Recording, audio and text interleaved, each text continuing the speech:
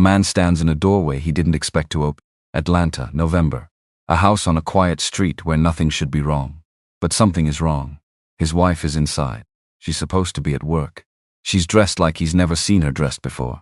And there's a man beside her, not hiding, not running, sitting there like he belongs. The man stands up, extends his hand, says his name like this is a business meeting. And in that moment, in that single, terrible moment, a husband realizes he doesn't know what year his wife stopped telling him the truth. He bought her something today. Something he's been building toward for 8 months. Something sitting in an envelope on a desk. She doesn't know about it. She doesn't know he hurt her. But she's about to find out exactly what a man does when the life he built starts burning down around him. Deon Webb did not sleep in on Saturdays. Not because he couldn't. Not because the alarm forced him up. But because somewhere along the way, rest started feeling like something he hadn't earned yet. So he rose before the sun most mornings, made his coffee black, stood at the kitchen window watching the neighborhood come alive, and told himself this was enough. This was the life. Atlanta in early November carried that particular cool that never quite committed to being cold.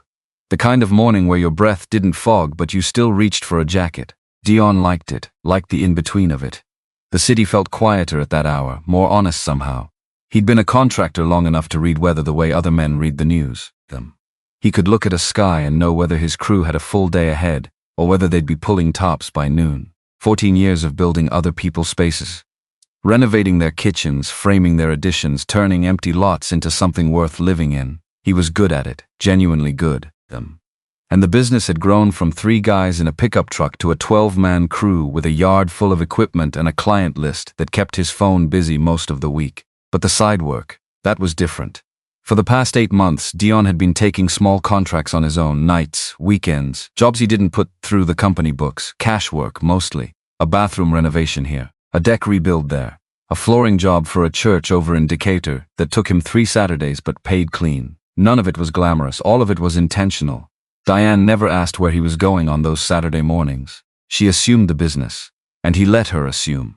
Because explaining it would have meant explaining the plan, and the plan was supposed to be a surprise. By last month, he'd pulled together $31,000. Not from their joint account, not from the business. From his own hands, his own hours, the kind of money that costs something to make. He knew exactly what he was going to do with it. 14 months ago, he and Diane had been driving through the old 4th Ward on a Sunday afternoon. No real destination. One of those rare days where neither of them had anywhere to be. They'd passed a block on Auburn Avenue where a small building sat empty behind a for lease sign. Used to be a photography studio. Glass front, high ceilings. Good bones, Deon had thought automatically, because that's how his mind worked. He was already calculating what it would cost to bring the electric up to code when Diane had leaned toward the window, just looked at it, then quiet as anything, almost to herself. That'd be a beautiful place to teach writing. 1 sentence. She didn't repeat it, didn't follow up. The conversation moved on to dinner, then back home, then into the ordinary machinery of the week. But Deon didn't forget. He'd called the leasing agent 3 days later. Then spent the next 4 months watching the space, negotiating, and eventually finding out the owner was interested in selling outright rather than leasing, which changed the math, which meant saving harder, working longer. The deal closed 8 months ago. He'd paid a deposit, arranged a phased purchase agreement, and received full possession 2 weeks back. He hadn't told Diane. He'd driven by twice just to look at it from the street. Stood on the sidewalk in the gray morning light and tried to picture what she'd say when she saw it. Tonight was the night. He'd planned it carefully, nothing theatrical, nothing that required a crowd or a performance. Just dinner, her favorite place, the Creole spot over in Inman Park, and then a drive, a casual one, past Auburn Avenue, and then he'd hand her the envelope. The envelope sat on the counter now, plain manila, her name on the front in his handwriting. Inside the deed, the keys. A short note he'd rewritten 4 times because he wasn't a man who wrote notes, and every version sounded either too stiff or too much like a greeting card. He'd settled on this. You said it once, I didn't forget. Do what you've always wanted to do with it. 8 words. Deon figured that was enough. He left for a half day on a job site in Sandy Springs. Routine stuff, mostly supervision. His foreman Terrell had things under control, but Deon liked to show his face. Liked his crew to know he wasn't the kind of owner who only appeared when something went wrong. He was back in the truck by noon. He had no particular reason to go home first. The job site was closer to the restaurant. But he needed to grab the envelope. and somewhere in the back of his mind there was a pull toward home. A restlessness, something he couldn't name. He turned onto their street at 12:47 and saw Dan's car in the driveway. He stopped halfway down the block without meaning to. Diane taught 11th grade English at Westview Prep. She didn't get home before 4 on a good day. Sometimes not until 5 if she had department meetings or tutoring. It was not a good day for her to be home. It was a Thursday. He sat there a moment, just looking. Could be nothing, a headache, a half day, some kind of school event he'd forgotten she mentioned. Those things happened. He was bad with the school calendar, and Diane had long since stopped expecting him to remember the details. He pulled into the driveway.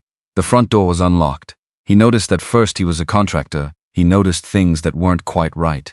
The small deadbolt they kept thrown out of habit, unthrown. He pushed the door open and stepped into the entry hall. The house had that midday quiet, that specific stillness where the light coming in is different. Too white, too even, like a photograph of a room instead of an actual room. And then he heard the voice, male, low, coming from the direction of Diane's home office at the end of the hall. Deon stood very still, because something in him, something old and instinctive, and already halfway to a conclusion it didn't want to reach, told him not to move yet. He heard Diane laugh. Not the polite kind, not the social kind she used with colleagues or neighbors, the real one.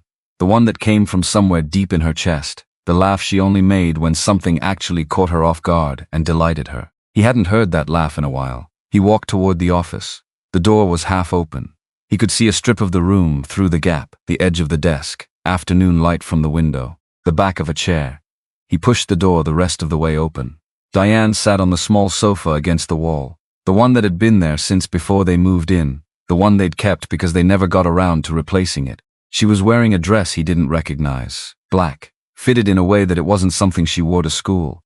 Her hair was down, silk press falling straight and glossy past her shoulders. She had on the earrings she saved for occasions, the small gold hoops her mother had given her. She looked extraordinary. That thought arrived before anything else, before the anger, before the calculation, before his brain caught up with what he was actually seeing. His wife was sitting in their home office, looking like she was dressed for the most important meeting of her life. And she was not alone. The man beside her was in his early 40s. Vest and slacks, no tie, the kind of outfit that costs enough to look effortless. A laptop sat open on the coffee table between them and a screen, and on that screen were 2 other people in what looked like a conference room. Papers were spread across the table. A half-empty glass of water near Diane's hand. The man's hand was on her shoulder. Light, familiar, the way you touch someone when you're trying to steady them before something important. Diane turned, and whatever warmth was in her face evaporated the moment she saw Deon standing in the doorway. Deon, her voice came out strange, stripped of something. You're not supposed to be home. The man turned too. He looked at Deon for 1 second with an expression that shifted too fast to read. Then he stood, smooth, unhurried, Calvin Reeves. He extended his hand across the space between them, like this was an introduction at a conference, like they were 2 people meeting in a lobby somewhere. I'm with Apex Learning Partners. Diane has told me a great deal about. Get out of my house. Deon said it quietly. That surprised him. He wasn't a loud man by nature, but he'd expected more volume from himself in this moment. Expected something closer to the rage that was already burning in the back of his throat. Instead it came out low, steady, the way he spoke on job sites when something was about to go seriously wrong and he needed every man to stop what they were doing and listen. Calvin stopped. Diane said, Deon, please, I'm not talking to you right now. He held Calvin's gaze. I said get out. Calvin glanced at Diane. Some small exchange happened between them that Deon couldn't parse and didn't want to. Then Calvin closed the laptop, gathered the papers from the table in a single clean motion, and picked up a leather bag from beside the sofa. He moved toward the door without rushing. Like a man who'd practiced staying calm in rooms where he was not wanted, he paused near Deon at the threshold. Not close, careful about that, she deserves to have this conversation. Calvin said quietly, don't make her choose before she's ready. Then he was past Deon and down the hall and through the front door, which opened and closed with a sound too gentle for the situation. Diane hadn't moved from the sofa. She still looked beautiful. That fact made everything worse. Deon stood in the office doorway. He could see the screen of the laptop was dark now, the people on the video call gone. He could see the papers Calvin had left taken. He could see the coffee table and the water glass and the gold hoops and the black dress and his wife sitting with her hands folded in her lap like a woman waiting to be sentenced. He didn't sit down. How long, he said. Not a question, exactly.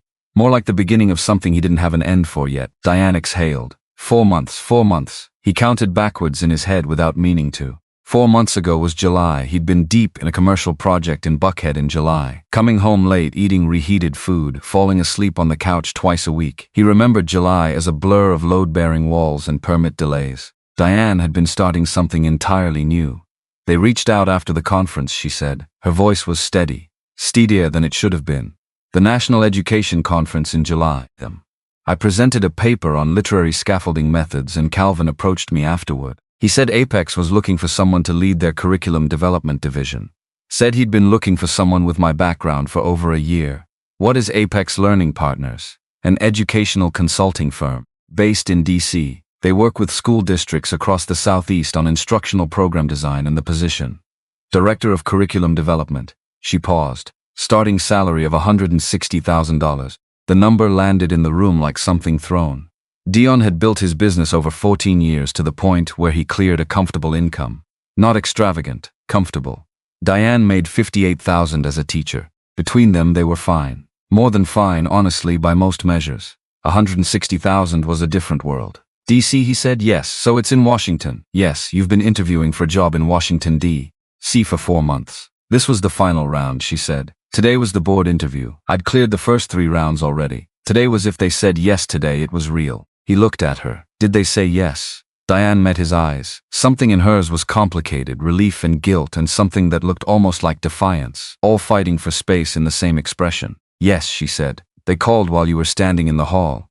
He'd heard her phone buzz. He hadn't registered it at the time. He'd been too busy watching Calvin leave. 4 months, Deon said again. He moved to the chair across from her and sat. Because standing was starting to feel like a choice he was making with his body that his mind wasn't ready to commit to.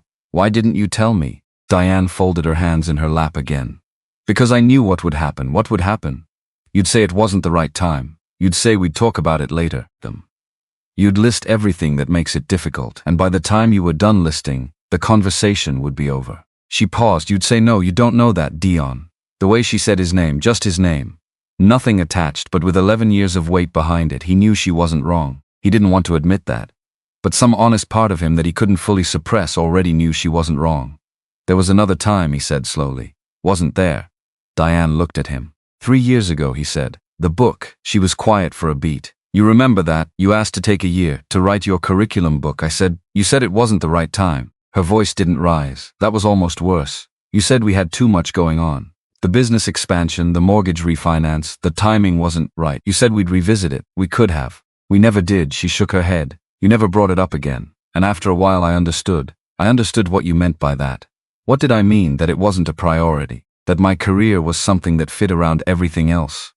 Around your schedule, your business cycle, your definition of the right time. Deon didn't answer right away. Because that wasn't what he'd meant. He was almost certain that wasn't what he'd meant. But he was also staring at 3 years of evidence that suggested the effect was the same regardless of the intent. You still should have told me, he said. I know. And she said it like she meant it. Not defensive, not dismissive. I know I should have. But I needed to know if this was even real before I put it on the table between us. I needed to know if I'd actually gotten the job before we had the conversation that would cost me everything. Cost you everything. Cost me this chance. She looked at him directly. Because once I told you, it would become about the obstacles, them. The distance, them. The timing, them. Your business, them. The house, them. And the obstacles are real, Deon. I'm not pretending they're not.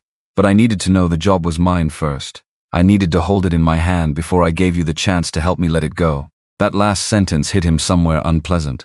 The chance to help her let it go. Was that what he'd been? Someone whose presence in her life helped her release the things she wanted. His phone buzzed in his pocket. He ignored it. He was in our house, Deon said. That man was in our house, I know, in your office, sitting next to you, his hand on your shoulder. It was a high-stakes interview, Deon. I was nervous. I was shaking before they called in. He was trying to help me focus. That's what that was. That is what that was. Her voice sharpened slightly. I know what you're thinking, and that is not what this is. Has never been. Calvin is professional. He's been nothing but professional from the first conversation for 4 months. Yes, them. For 4 months of phone calls and video meetings and 2 trips to their Atlanta office for interviews, he has been professional and respectful and nothing else. Deon looked at her. Really looked. He'd spent 11 years learning the difference between Diane lying and Diane telling a truth that hurt to tell. He could usually read the line, she wasn't lying. That didn't fix anything. What happens now, he said. They want an answer by Monday morning. Today is Thursday. Yes. He stood up, not from anger, his body just needed to move. He walked to the window and looked out at the driveway, his truck, her car, the ordinary geometry of their life together. Do you want to take it, he said. Diane was quiet for a long moment. Yes, she said finally. I want to take it. I've wanted something like this for a long time, and I know that's hard to hear, and I know the timing is. Diane. She stopped. Do you want to take it? He said again. Slower, she understood what he was really asking. He could see it in how her posture changed. I want us to figure it out together, she said. I want to talk about what it would look like, whether you could find projects in DC, whether we'd do long distance for a stretch. I want this to be a conversation, not a verdict. It stopped being a conversation 4 months ago, Deon said. When you decided not to have it. She didn't have an answer for that. He crossed the room. Picked up the plain manila envelope from where he'd set it on the edge of the desk when he walked in, though he couldn't remember doing that. Had he carried it in with him automatically? He must have. He stood there a moment looking at it. Her name on the front, 8 words inside. He set it back down on the desk. Face down. I need to drive, he said. Deon, I'm not leaving. I'm not doing anything dramatic. I just need to drive for a while. He moved toward the hallway, stopped, turned back. Is Calvin coming back here? No, Diane said. No, he's not. He nodded once and left. He sat in the truck for 10 minutes before he started the engine. Just sat in the driveway of the house he'd bought with his wife 7 years ago. The house they'd repainted twice and renovated the back porch on and argued over furniture for, and slowly, gradually made into something that felt like them. He couldn't say exactly when it had stopped feeling like enough for her. That was the thing that kept circling. Not the man in the office, not the job, not the distance, not the money. The fact that his wife had been sitting across from him every morning for 11 years, and somewhere in that time she had learned not to tell him what she actually wanted. And he hadn't noticed. He'd been so busy providing the house, the security, the stability that he hadn't looked up long enough to see what providing wasn't covering. He pulled out his phone and called Derek. It rang twice. Thought you had a half day, Derek said. I need to talk. A pause. Derek could read tone. Had been reading Deon's tone since they were 19 years old, studying for finals in a cramped dorm room. Where are you? My driveway. I'll be there in 20 minutes. Derek showed up in 19, wearing a pullover and looking like he'd been interrupted from something but didn't mind. He got in the passenger side and they sat for a while before Deon said anything. Then Deon told him everything. All of it. Starting with Diane's car in the driveway and ending with the envelope on the desk. Derek listened the way he always listened, without filling the silence, without assembling his response while you were still talking. When Deon finished, Derek said, "What's in the envelope?" "A surprise, something I've been putting together for a year. For her." "Yeah, and she doesn't know." "No." Derek was quiet. "Then when's the last time you asked her what she wanted?" Deon looked out the windshield. "I don't know. In the marriage. Not what she needed, what you needed, what made sense for the finances or the schedule. When's the last time you just asked her, Diane, what do you want?" Deon didn't answer. Because he didn't have one. "I'm not saying what she did was right," Derek said. 4 months of secret interviews, bringing a man into your house, not telling you that's a problem. That's real. But Deon. He paused. People don't go underground with their ambitions when they feel heard. So this is my fault. I didn't say that. I said people don't hide their dreams when they trust their partner to hold them carefully. He looked at Deon. "When's the last time you held one of her dreams carefully?" Deon thought about the book 3 years ago. 1 sentence. Not the right time, and then silence. The subject never came up again. He'd thought she'd accepted it, moved on, redirected. Or maybe she'd just gone quiet, and learned to want things without telling him. He drove that evening, long loops through the city without destination, past the old 4th Ward, past Auburn Avenue. He slowed when he reached the studio. Sat outside it for a few minutes in the dark. The building looked the same. Modest and sound and full of potential. He'd bought it for her. She'd been building an exit without telling him. Both things were true, and somehow that made it harder, not easier, to know what to do next. Diane texted him at 9. "Staying in, we should talk tonight if you're ready." He texted back, "Not tonight. Give me until morning." She didn't push back. He slept, or tried to, in the guest room that night. Lay on top of the covers with the light off, listening to the house, settled the way old houses did, those small structural adjustments to temperature and dark. He knew this house. He knew where every creak was, which window whistled in certain wind, which floorboard near the bathroom spoke louder than the others. He'd built things all his life, knew how to read a structure, knew the difference between cosmetic damage and something that had compromised the load-bearing foundation beneath everything. What he didn't know was whether what they were dealing with was one or the other. His phone lit up at 10:47 p.m. Unknown number. Text message, Mr. Webb. My name is Calvin Reeves. I know this isn't what you want, but there are things about Apex in this situation that Diane doesn't know. Things I can't tell her directly. I think you should hear them. Coffee tomorrow morning if you're willing. I'll come wherever's convenient for you. Deon stared at the message for a long time. He deleted it, turned over, closed his eyes, opened them again at 11:03 and retrieved the deleted message from his trash. Read it again. Things Diane doesn't know. He set the phone face down on the nightstand and looked at the ceiling. The shadows there were familiar. He'd stared at this ceiling plenty of times over the years, lying awake with the weight of a difficult bid, or a crew problem, or a month where the numbers were tighter than he'd like. He knew how to sit with uncertainty without it becoming panic. That was one thing he'd learned in 14 years of running his own business. You didn't always have the full picture.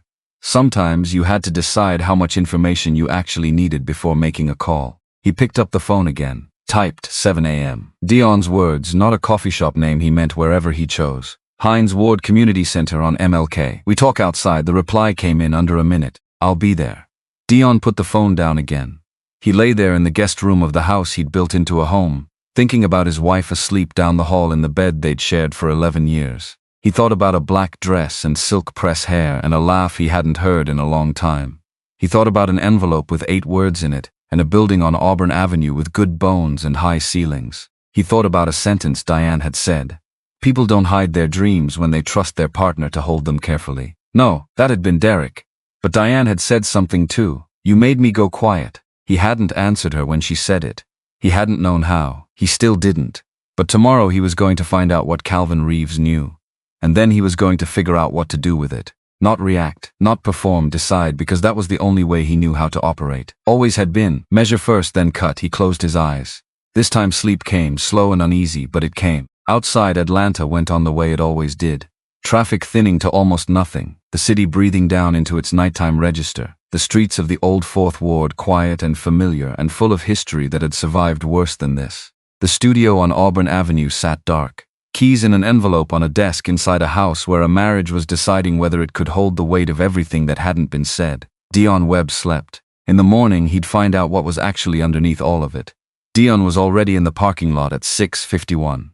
He'd told himself he wasn't going to be early. Early felt like eagerness. And he was not eager to sit across from the man he'd found in his house the day before and hear whatever explanation was coming. But here he was, 9 minutes early.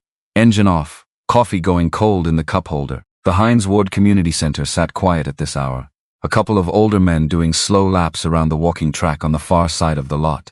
A woman unloading folding tables from a van near the side entrance. Normal Friday morning activity for a building that held everything from after-school programs to senior fitness classes to the kind of community meetings where nobody agreed on anything but everybody showed up anyway. Deon had come here as a teenager, back when his mother used to volunteer in the food pantry on the ground floor. He knew the building, knew the neighborhood. He'd chosen this spot on purpose. Home ground. Calvin Reeves pulled in at 6:59. Gray sedan, clean, not flashy. Deon had half expected the kind of car that announced itself. Instead, Calvin drove the kind of vehicle that said, I have money, and I don't need you to know it. He parked 2 spots down and got out in a dark pullover and slacks. No briefcase today, just a manila folder tucked under one arm and a coffee in his hand. He walked toward Deon's truck without hesitation. Deon stepped out. They stood in the open air of the parking lot, morning light coming in flat and cool from the east, and looked at each other for a moment with the specific wariness of 2 men who were not enemies and were not friends, and had no established language for whatever they were. Appreciate you coming, Calvin said. Talk, Deon said. Calvin nodded, no preamble, no warm-up. He handed the folder across. Before I explain anything, read the top 2 documents, then I'll fill in what they don't say. Deon took the folder, opened it. The first document was an internal email chain, Gerald Odom at the top, CEO Apex Learning Partners. Timestamps went back 6 weeks. Deon read slowly. He was not a fast reader, and he'd never been ashamed of that. He read the way he reviewed blueprints. Looking for the thing that didn't line up, it didn't take long to find. The emails discussed a recruitment target, not by name at first, referred to as the Atlanta candidate. High public credibility. Authentic classroom background, photogenic, strong presence with community audiences. By the 3rd email down, the name appeared, Diane Webb, and then the line that made Deon's jaw tighten. Gerald Odom to his VP of Operations, the Atlanta candidate checks every box we need for the Southeast District outreach. Community trust, academic credentials, and the right profile for the audiences we're targeting. Once she's embedded, she becomes the face of our recommendations whether she understands the revenue model or not. Frankly, it's better if she doesn't. Deon read that sentence twice. Then he looked up at Calvin. Keep going, Calvin said quietly. Second document. The second document was a contract summary, not the employment contract Diane would have seen, an internal one, outlining the expected output from the Director of Curriculum Development role, projected revenue tied to district contracts, commission structures for curriculum package placements, minimum quarterly placement targets. He wasn't fluent in this kind of corporate language, but he understood enough. Apex Learning Partners was not primarily an educational consulting firm. It was a curriculum sales operation dressed in the language of education reform. And the Director of Curriculum Development was not a developer. She was a closer, explained, Deon said. Calvin put his coffee down on the hood of Deon's truck, crossed his arms, not defensive, more like someone bracing themselves for the weight of what they were about to carry out loud. I co-founded Apex 9 years ago, he said, with Gerald Odom and a woman named Patricia Hollis who's since left. The original model was straightforward. School districts across the Southeast are underserved in terms of instructional design support. A lot of them are making curriculum decisions based on whatever publishers send them, whatever the state recommends, without real pedagogical analysis behind the choice. We were going to change that. Hire actual educators, do actual research, help districts make better decisions for their students. He paused. That's what it was for the first 4 years, and then, Deon said. And then Gerald figured out the money was on the other side of the table. He said it plainly. The way you said something you'd been saying in your own head for so long it had lost the ability to shock you anymore. The publishers, the edtech companies, the assessment developers. If Apex recommended their products to a school district, the district bought them, because we had the credibility, we had the research language, we had the relationships with superintendents and school board members. Gerald started taking payments. Not upfront commissions, nothing that clean. Consulting arrangements, speaking fees, research partnerships where the outcome was predetermined before we started. Deon looked back at the emails. He wrote this in an email. Gerald believes his own authority so completely that he's stopped being careful about where he puts things in writing. Calvin's voice was flat. I've watched it happen over the past 2 years. He genuinely thinks no one is going to challenge him. And so far he's been right. Why is Diane the target? Because Apex is expanding into the Southeast District market in a serious way. 60-70 school districts across Georgia, Alabama, South Carolina. A lot of them are predominantly black communities, lower income districts, the kinds of communities that have been sold bad educational products before and have reason to be skeptical. Calvin met Deon's eyes. Gerald needs someone those communities will trust, someone who looks like them, who talks like them, who has actual classroom credibility, someone who's not going to read the fine print too carefully because she's too excited about the mission. Deon felt something cold and quiet settle in his chest. He recruited my wife to be a prop. He recruited your wife to be the most valuable kind of prop, Calvin said. The kind that believes she's the real thing. Silence between them. A car pulled through the lot behind them. Neither man acknowledged it. You're the one who approached her, Deon said. At the conference. Yes, so you were part of this. Calvin didn't look away. Yes. When I first approached Diane, I believed the role was legitimate. Gerald had reframed it to me as bringing in credentialed educators to improve our actual research quality. I reached out to Diane genuinely. She's exceptional. Her presentation at that conference was the best thing in the room. I thought we were actually going to let her do the work she's capable of. When did you figure out that wasn't the plan? About 6 weeks in. When I saw the internal projections Gerald had built around her placement, when I saw the language he was using in internal communications, when I had a meeting with our VP of sales and realized that the curriculum development team she'd be leading was primarily measured on district contract revenue, not student outcome data. He said it all steadily, like a man giving a deposition, choosing his words with the care of someone who knew the difference between what he could prove and what he was still ashamed of. You kept recruiting her anyway, Deon said. And there it was. The thing Calvin couldn't talk around. Yes, he said. For about 3 weeks after I understood what was happening, I kept the process going. I told myself I was going to figure out a way to make the role legitimate from the inside, that I could protect her once she was in, that Gerald could be managed. Could he? No, one word. Carrying the full weight of however long it had taken him to accept that. Deon folded the papers back into the folder, held it at his side. So why are you here now? You could have just stopped returning her calls. Let the process die. Why come to me? Calvin picked up his coffee, looked at it for a moment like he'd forgotten it existed. My wife's name was Simone, he said. Deon said nothing. She taught 4th grade at Avondale Elementary for 12 years. She was one of those teachers who could have been anything: administration, policy work, advocacy, anything she wanted. She had the mind for it. She had the drive. But she stayed in the classroom because she said she wasn't going to leave her kids. He paused. She passed 5 years ago. Pancreatic cancer. 14 months from diagnosis to the end. Deon waited. I built Apex for her originally, or I told myself I did. I thought I was going to build the thing that would have given women like Simone a way to scale their impact beyond 4 walls and 30 students a year. Calvin's voice stayed even. Barely. What I actually built was something Gerald corrupted because I didn't fight hard enough to stop him. Because I was afraid of losing what I'd built. Because I told myself staying on the inside was more useful than burning it down. He set the coffee back on the hood. Diane reminded me of Simone the moment I saw her at that conference. Same fire, same frustration with the limits of the system, same absolute certainty that what she was doing mattered even when the system made it feel small. He looked at Deon. I am not going to watch another woman like that walk into something I built and get used by it. I don't care what it costs me. Deon looked at him for a long time. He was a contractor. He'd spent his career reading people the way he read structures, looking past the surface presentation for the thing underneath, the hairline crack in a foundation that everything else was built on, the load-bearing wall that nobody labeled but everybody's weight was resting on. Calvin Reeves was not a man performing guilt. He was a man living in it, had been for a while. That didn't make him trustworthy, but it made him real. There's more, Deon said. It wasn't a question. There's more, Calvin confirmed. He reached into the folder Deon was still holding and pulled out a second envelope from somewhere inside it, slid it out carefully. I shouldn't have these, he said. I want to be clear about that. If Gerald found out I'd pulled these records, I'd be terminated by end of day, possibly sued. But you pulled them anyway. I pulled them anyway. He handed Deon the second envelope. Inside were financial records, not the kind of financials that showed up in annual reports. Internal accounting documents, revenue breakdowns by district contract. Publisher payment streams labeled as consulting partnerships, numbers that told a story very clearly once you understood the architecture. Deon had looked at enough financial statements over the years, business loans, project bids, insurance documentation to know what he was seeing. Apex Learning Partners was generating substantial revenue, and nearly none of it was tied to measurable educational outcomes.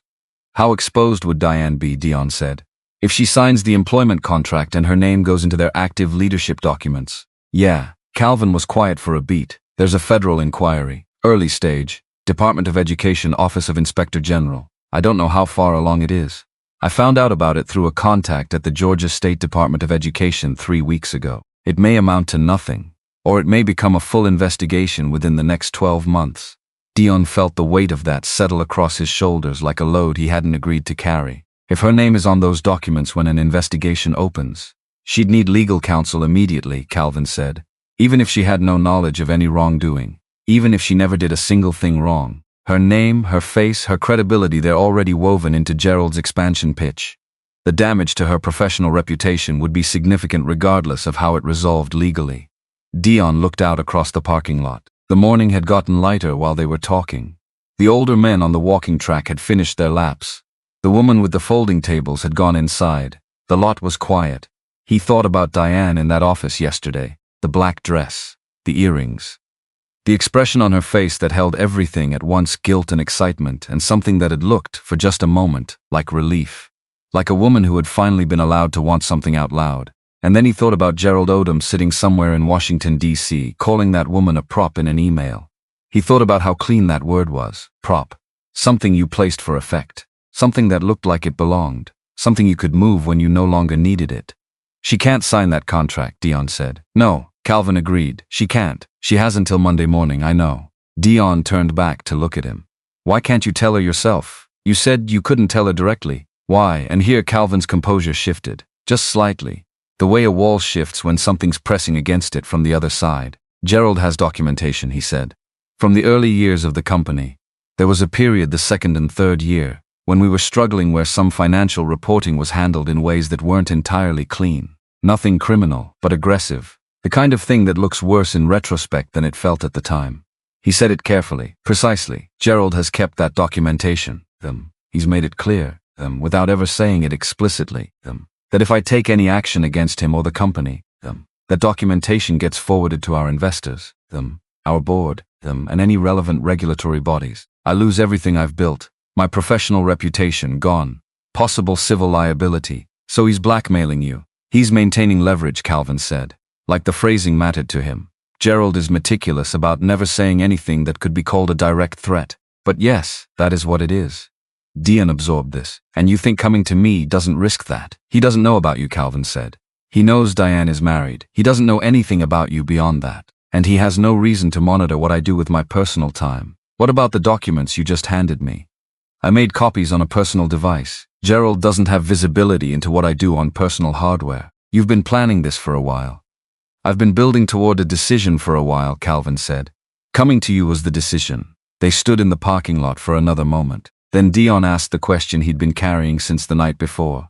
The one he hadn't been able to put down. The past 4 months. All those conversations, all those meetings, all those times she was on the phone with you instead of talking to me. He met Calvin's eyes directly. What exactly did she tell you about us? Calvin held the look, didn't flinch from it.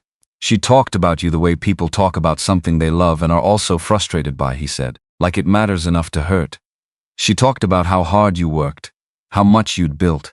She talked about the year she asked to take a break and you said no, and how she'd understood on a practical level but never quite recovered from it emotionally. He paused. She didn't talk about you with resentment. She talked about you with longing, like she missed you, like you were present but somewhere she couldn't fully reach. Dion said nothing. She didn't come to me because she was looking for something you weren't giving her, Calvin said. She came because I offered her a door that looked like the one she'd been waiting for. That's different.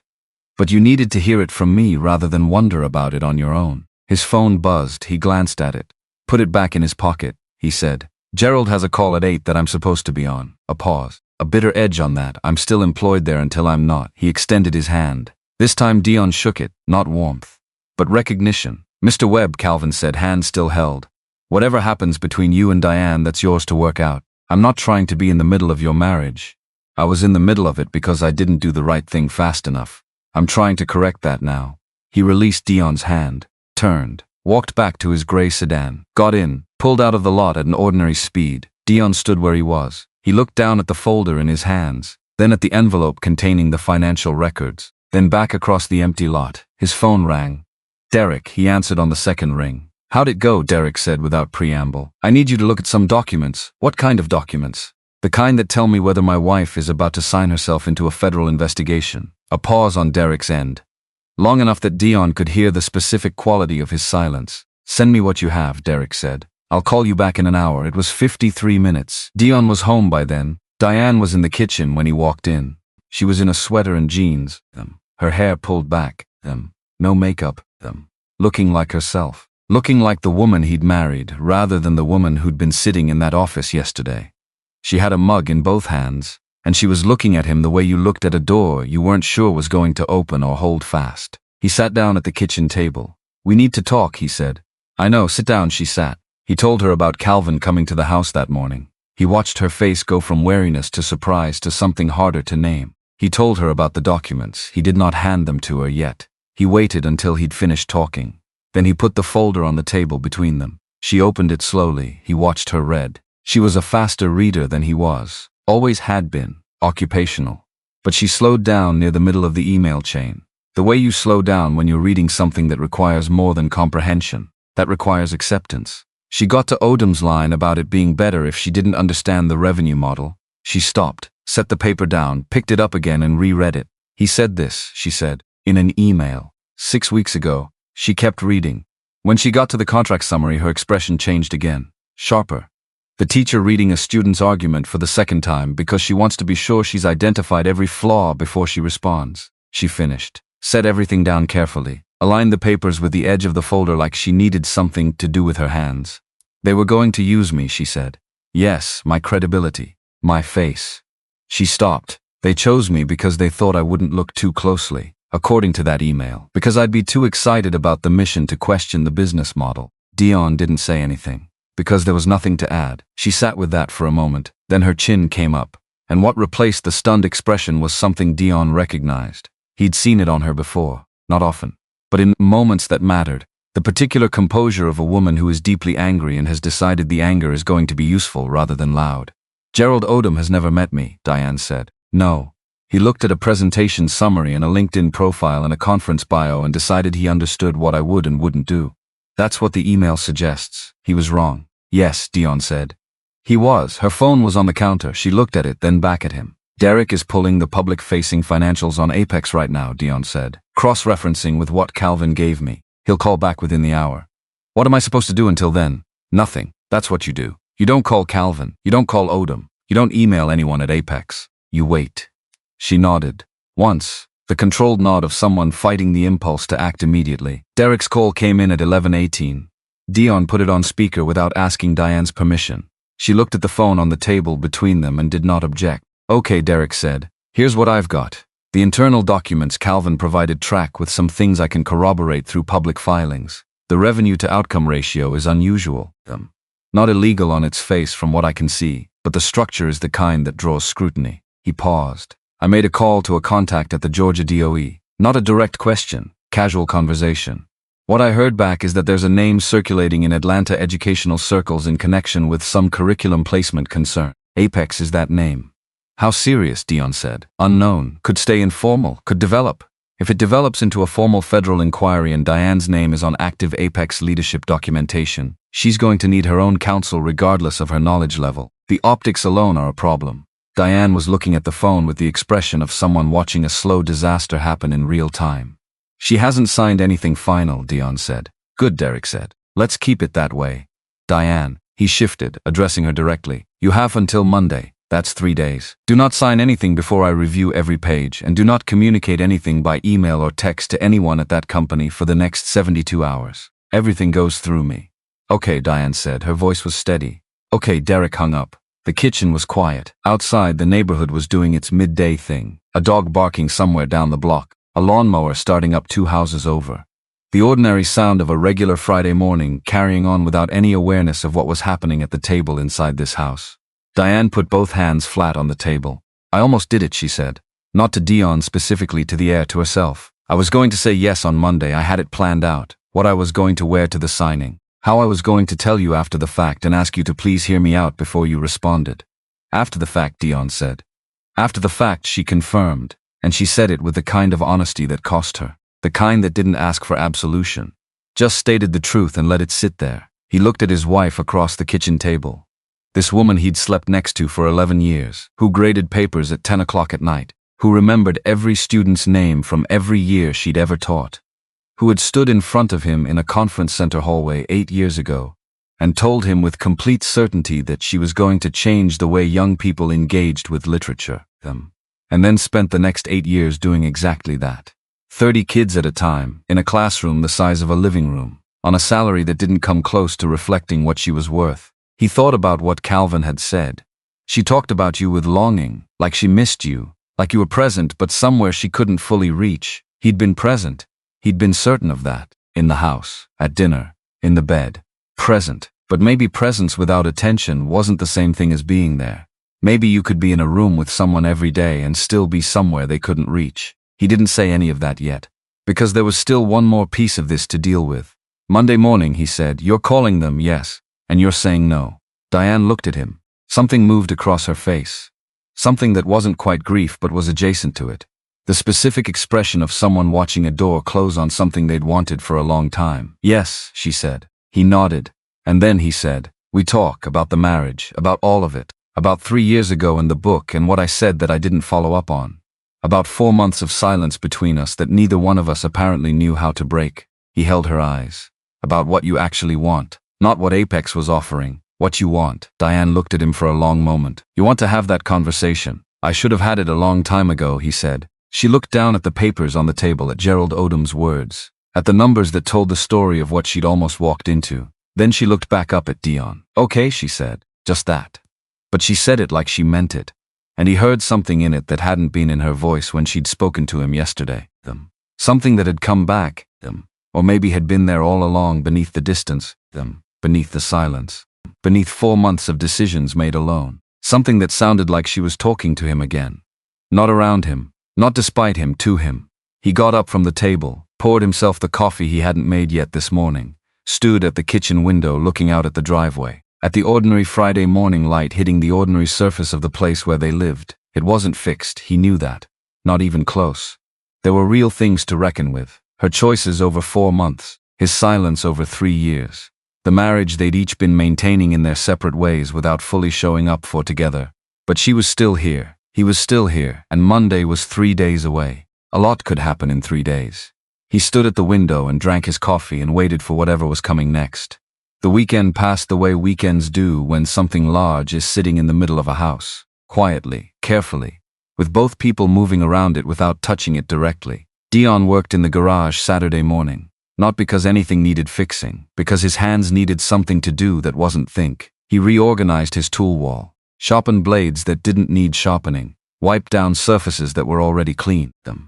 Terrell called around 10 about a materials delivery for the Sandy Springs project, and Deon handled it in 4 minutes flat, and then stood in the middle of the garage in the silence that followed, and stared at a level hanging on the wall until the shapes stopped making sense. Diane was inside. He could hear her moving around, the kitchen, the office. Her voice at one point, low, which made his shoulders tighten before he caught himself. Probably her sister Renee calling from Savannah like she did every Saturday. Probably. He went back to the blades. By afternoon they'd found a fragile equilibrium. She made lunch, he ate it. They talked about the gutters and the neighbor's fence situation, and whether rain was coming in serious before month's end. The kind of conversation that couples had when they were being careful with each other, when the real one was still loading. Sunday was harder. Sunday had too much open space in it.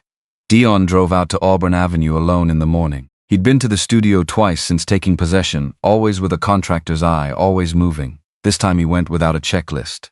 Just walked the space, let it be what it was, high ceilings, original hardwood floors that needed refinishing but were sound, the glass front that pulled morning light in at an angle that made the whole room feel lit from inside, a back room that could go either way, storage or office, exposed brick on the east wall he'd been turning over in his mind. Leave it. Diane would want to leave it. He stood in the center of the room for a while. He thought about the version of Thursday he'd been carrying around for 8 months, her face when she opened the envelope. The expression of someone receiving exactly the right thing at exactly the right moment. He'd imagined it so many times it had started to feel like a memory of something that had already happened. That moment hadn't come. Thursday had become something else entirely. But the space was still here, and she still didn't know. He locked up and drove home and didn't say where he'd been. Sunday evening they sat in the living room. Deon with water, Diane with tea, television off. Neither of them had reached for it, which was unusual. The room had a waiting quality, not hostile, just held like a breath not yet released. I'm calling them tomorrow morning, Diane said. 8 o'clock their time. Okay, I know what I'm going to say. You don't have to walk me through it. I want to. She set her mug down on the side table. I'm going to thank them and decline for personal reasons. Nothing about Calvin, nothing about the documents. Derek said keep it clean. That's right. After that I need to call my principal. A pause. Apologize for the personal day. Because you actually respect her. Because she deserved better than what I gave her. She said it plainly, no performance in it, just the fact. Deon looked at his wife across the living room. She was in the armchair with her legs tucked up, hair in a loose wrap tonight instead of styled. No makeup, just herself.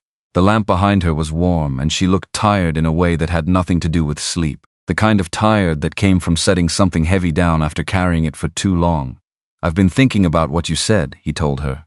In the office on Thursday, she waited. You said I made you go quiet. I said it. I've been sitting with that since Thursday night, so have I. He leaned forward, elbows on his knees, looking at the floor for a moment and then back at her. I said not the right time 3 years ago and I meant it. The business was stretched. The refinance was happening. I looked at the numbers and I said not now. He paused. What I didn't do was come back. I didn't say let's figure out when. I didn't ask how much it mattered. I just assumed the silence meant you'd moved on.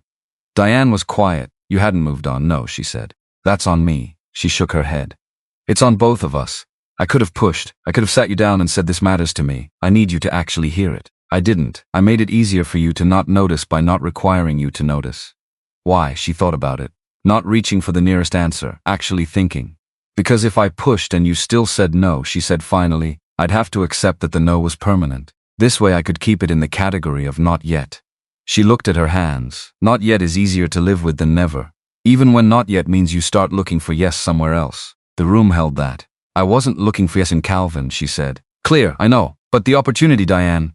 He held her eyes. I know the difference. She exhaled slowly. I was looking for yes in myself, she said.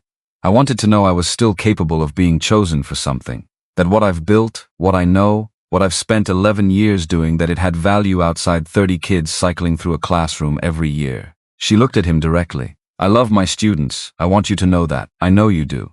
But love isn't the same as enough. You can love something and still feel like you're only using half of what you have. He nodded. Let that sit where it landed.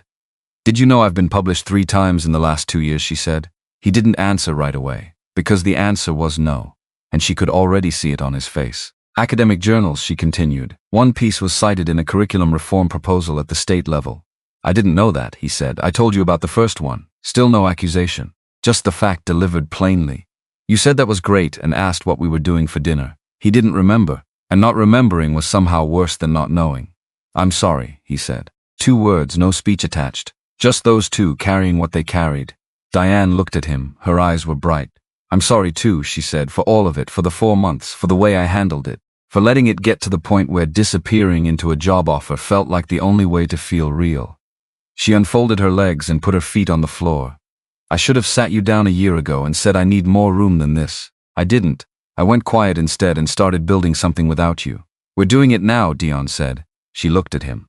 Something in her face that was close to a question. Is now enough, she said. He thought about the studio, the morning light. 8 words he'd rewritten 4 times. There's something I need to show you tomorrow, he said. After I make the call. After you make the call. She didn't ask what it was. Maybe she trusted something in his voice. Maybe she was too wrung out to hold another open question tonight. Either way, she let it sit between them, a small future thing, like a door left ajar at the end of a long hallway. I'm going to bed, she said. Yeah, she stood, paused near the doorway. Are you coming? Not a loaded question. She was asking whether he was coming to their bed. The one he'd been avoiding since Thursday, the guest room having become a kind of position he wasn't sure he was still holding. He stood. Yeah, he said. I'm coming. She went up first. He turned off the lamp and followed. Monday morning came the way important mornings always did, slightly too quiet, like the day understood it mattered and was trying not to show it. Deon made coffee at 7. Diane came downstairs at 7:30 in a silk blouse and slacks, dressed like she was going somewhere even though she wasn't. He understood that. This call required something from her. She was going to dress for it. She poured coffee, stood at the counter looking at her phone for a moment. Then she dialed. He gave her the room, went to the back porch and stood in the cool morning air looking at the yard. Her voice came through the kitchen window. Not words, just tone. Steady, professional, controlled in the way that costs something to maintain. 7 minutes. When she came to the porch door, he read her face. She looked like a person who had just put something down that was heavier than expected. Not relieved. Not devastated. The specific quiet of someone who has made a decision they can't take back and is standing in the first moments of understanding what that actually means. Done, she said. How'd it go? Fine. Odom wasn't on the call. His assistant had very professional. Wished me well. A pause. Calvin will probably hear about it by 9. Let him. She set her coffee down. Okay, you said you had something to show me. He drove. She didn't ask where. She sat in the passenger seat watching the city move past outside the window, the school zones, the coffee shop lines, Atlanta doing its Monday morning thing, purposeful and loud and completely unaware of what had happened inside one house on one street over the past 4 days. He turned onto Auburn Avenue. She went still. He pulled up in front of the studio and parked. The glass front caught the morning light. The brick was visible on the east wall inside. The for lease sign was long gone, replaced with nothing. He reached into the center console, pulled out the manila envelope. Her name on the front in his handwriting. He'd been carrying it back and forth from the counter to the truck for 4 days now, not sure when the moment would come or whether it still would. He held it out. She took it like it might be fragile, opened the flap, pulled out the papers and then the key. She held the key in her palm and looked at it. Then she read. He watched her eyes move across the purchase agreement, his name and her name. The address, the acquisition date, 8 months ago. She read it twice, looked up at the building, back down at the key. You bought this, she said, 8 months ago. Before any of this happened, long before any of it. Before Calvin reached out to me, months before. She turned the key over in her hand, not looking at him yet. You said one sentence, Deon said. 14 months ago we were driving past and you looked at it and said it'd be a beautiful place to teach writing. You didn't repeat it. I don't think you meant for me to hear it at all. She didn't say anything. So I called the leasing agent the next week. Found out the owner wanted to sell outright. Spent a few months figuring out if I could make the numbers work without touching our accounts. Started taking side work on weekends. He looked at the building. 8 months ago I had enough. Diane had not moved. She was very still, the key in one hand and the papers in the other, facing the glass front of the studio. There was a note in the envelope, he said. I rewrote it 4 times. It said you said it once. I didn't forget. Do what you've always wanted to do with it. A sound from her side of the car. Small, controlled, the sound of something that started as one thing and had to be redirected fast. He waited. Deon. Her voice came out different, lower. I had it planned. What I was going to wear the day I signed with Apex. How I was going to tell you after and ask you to please hear me out before you responded. She stopped. And this whole time you were all ready. She couldn't get to the end of it. He let the silence stay.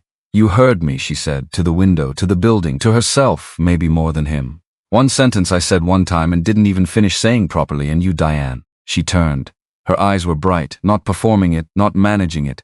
Just the real thing, present and undisguised, which from Diane was rarer than most people realized. I heard you, he said. I've always heard you. I just got so fixed on the doing that I forgot the saying part mattered too. That you needed to know I heard you. Not just find out 8 months later when I handed you an envelope. She pressed her lips together.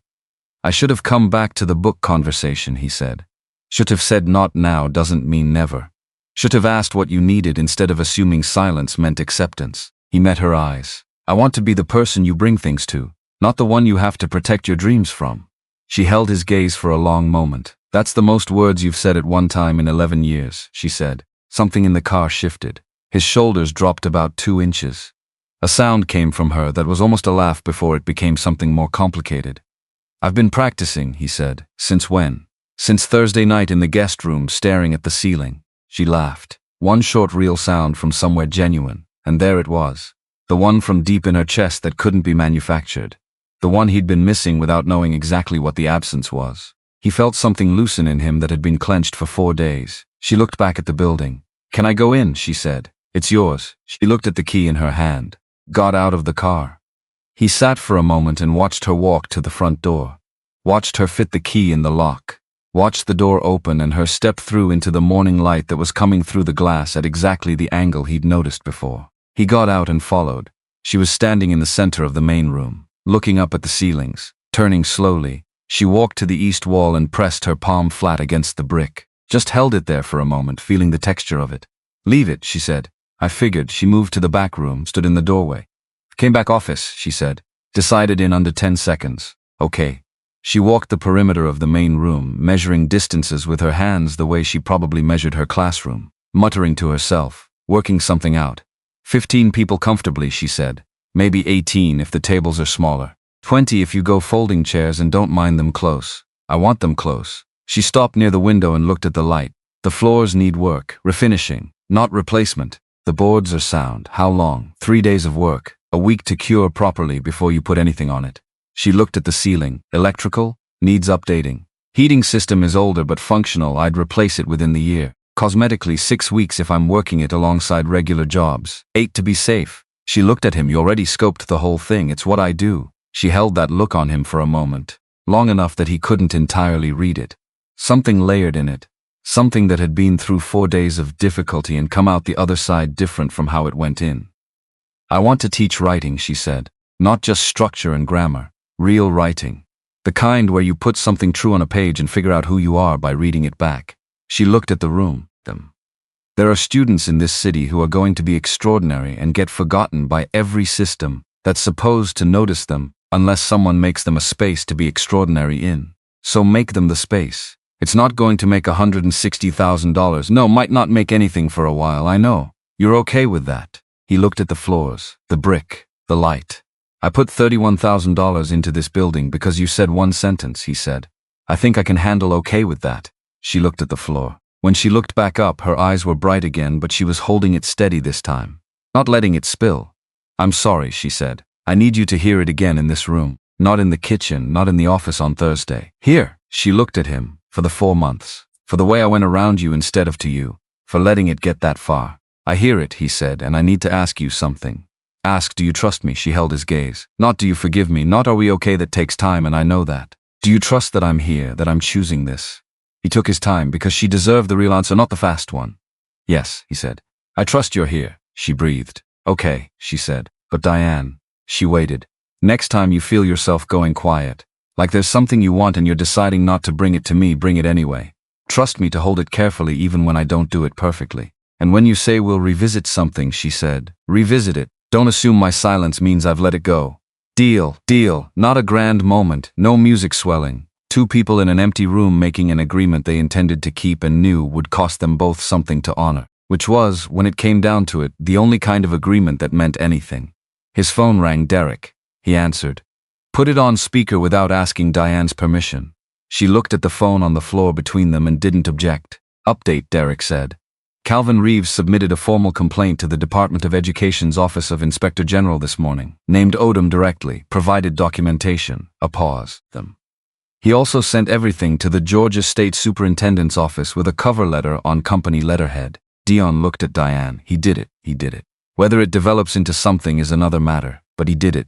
Derek's voice shifted. His employment at Apex was terminated as of this morning. Diane closed her eyes for a moment. Deon. The documentation Calvin submitted. If the inquiry develops, Odom is looking at serious federal exposure. Contract fraud is not a small problem. Another pause. Diane's name never made it into any operational documents. She's clear. Deon looked at her. You're clear. She opened her eyes. He said it again because it needed to be said twice. You're clear. She exhaled, long and slow and complete. The kind of exhale that had weeks of weight behind it. Tell Derek thank you, she said. She says thank you, Deon told the phone. Tell her the journal citation at the state level was impressive, Derek said. I looked it up last night. Deon looked at Diane. She blinked. He looked up your citation. Something moved through her face. Not a performance of pride, the real kind. The kind you felt when work you'd done quietly was found by someone who wasn't looking for a reason to be impressed. Thank you, Derek. She said louder. Toward the phone. Handle your business, Derek said, and was gone. Calvin's text came through at 2:15. Short, clean, done. Whatever comes next for me, I can live with it. Tell her I hope the next thing is everything the last one wasn't. Deon showed it to Diane. She read it, stood with the phone in her hand for a moment. Then she typed back slowly, handing it to Deon to review before she sent. She's building something real. Thank you for making sure she got the chance to. He nodded. She sent it. They didn't talk about Calvin after that. Not because there was unresolved anger, there wasn't. Not genuinely. Not toward him, but because some chapters closed cleanly when you let them. Some people moved through a particular stretch of your life, changed its direction, and then belonged to the past. Not as enemies, not as friends, as the complicated thing in between that didn't need a category. That was Calvin Reeves. They stayed at the studio another hour.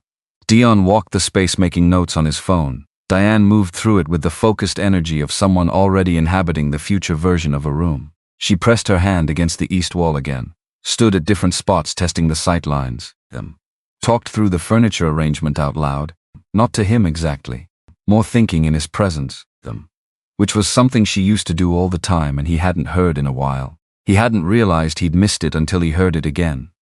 At some point she stopped in the center of the room and turned to him. What would you call it, he said. He'd been thinking it for a while, but waited for her to get there first. The Auburn Room, she said. He nodded. You think tells you exactly what it is, where it is. No extra words, she smiled. Not the social one, the one that reached everything. I want to start in January, she said. Small, 4 or 5 students. See what it becomes. January is 8 weeks. Is that enough time? He looked at the floors, the ceilings, the brick. I'll make it enough time, he said. She looked at him with that expression he couldn't always name, but had learned over 11 years to recognize. The one that had been there on their wedding day and in hard moments and in ordinary ones that turned out to matter more than he'd known at the time. The expression that meant she was seeing him. Not the version of him she needed him to be, just him as he actually was. I need to call Renee, she said. Yeah, and have a real conversation with my principal, not just an apology. Yeah, and I think we should talk to someone, a counselor. She paused. Not because I think we're broken. Because I think we've been speaking slightly different languages for a while and I don't want to keep doing that. I'll make the call, Deon said, this week. She looked at him with something that might have been surprise. You'll make the call. You've been managing the logistics of our personal life since we got married. I'll handle this one. She held his gaze. Okay, they locked up together. His key, her lock, stood on the sidewalk outside the Auburn Room for a moment in the November morning, the city moving around them at its regular volume, indifferent and alive. She looked at the building one more time. Then she reached over and took his hand. Not a grand gesture, no announcement attached. Just her hand in his, the way it had been 10,000 times before. Except this time both of them were paying attention to it. He held on. They walked back to the truck, got in. He started the engine. Neither of them said anything for a moment, just sat in the ordinary quiet of a Monday morning in a city that didn't know or care what had just shifted between two people in an empty room on Auburn Avenue. "Dion," she said. "Yeah. I'm glad you came home early on Thursday." He thought about Thursday. The truck in the driveway, the unlocked door, the office. The moment before he pushed that door open when he still didn't know what was on the other side. He almost hadn't come home first. He almost drove straight to the restaurant. He'd had no particular reason to stop at the house. Just a pull he couldn't name. The specific restlessness of someone who was about to find out that the life they thought they understood had been having a separate conversation without them. "So am I," he said. He pulled out onto Auburn Avenue and drove them home. 6 weeks later, he finished the floors on a Saturday morning. 3 consecutive weekends of work, sanded down, stained a warm medium brown that brought out the grain, sealed and left to cure. He'd updated the electrical with a licensed partner, replaced the heating system, painted the walls a warm off-white Diane had chosen from 12 sample swatches over the course of one long evening that ended in the first genuine argument they'd had since they'd started being careful with each other. She wanted something warmer. He thought it would make the room feel smaller. She was right. He admitted it. They laughed about it in a way that felt like something coming back online. She framed 3 things for the east wall beside the brick. A print of a Langston Hughes poem she'd taught every year for 11 years. A photograph of Auburn Avenue from 1965. The street full of people moving with purpose in both directions. And one more thing. Small frame. His handwriting transferred to cardstock. "You said it once? I didn't forget. Do what you've always wanted to do with it." She'd asked if she could frame it. He'd said it was embarrassing. She'd framed it anyway. Put it between the poem and the photograph, slightly off-center, which somehow made it look like it belonged. The first session of the Auburn Room Writing Workshop ran on a Thursday evening in January. 5 students, ages 19 to 23, referred through a community youth organization Diane had spent 3 weeks on the phone with until they trusted her enough to send their people. Deon came by at 9 to help stack chairs and lock up. He got there 15 minutes early, stood outside on the sidewalk looking through the glass. Diane was at the front of the room in a sleeveless dress the color of deep wine, silk pressed down past her shoulders. Gold hoops catching the warm light from the fixtures he'd installed and aimed toward the front of the room because she'd asked him to. Said she wanted the light to fall where the students were looking. 5 people sat at the tables in a loose arrangement, closed the way she'd wanted them. All of them leaning forward, the body language of people genuinely inside something rather than observing it from a safe distance. One of the students said something Deon couldn't hear through the glass. Diane laughed, the real one, the deep one. The one that came from somewhere it couldn't be manufactured. He stood on the sidewalk with his hands in his jacket pockets and watched his wife do the thing she'd always been meant to do. In the room he'd built for her out of 8 months of Saturdays, and he did not go inside. He went and got coffee from the place 2 doors down and came back and sat on the bench out front and waited. She came out at 9:17, saw him, stopped. "You came early," she said. "Figured I'd wait. You could have come in." Didn't want to interrupt. She stood in the doorway of the Auburn room with her coat half on, looking at him on the bench in the cold. The city behind him doing what it always did, loud and moving and full of itself. "How was it?" he said. She looked at him the way she'd looked at him that first morning in the empty room, when she'd pressed her hand against the brick and started seeing what it could become. That same quality in her eyes, clear, decided, like a person who had found the exact right place for something she'd been carrying for a long time. It was everything, she said. He stood up, took her hand. They locked the Auburn room together and walked to the truck in the cold November air, and that was the end of it, not with a speech or a summary or a lesson stated out loud, but with 2 people walking side by side through a city that had seen harder things than this, and would see harder things again, holding on, which was the only thing that had ever actually mattered.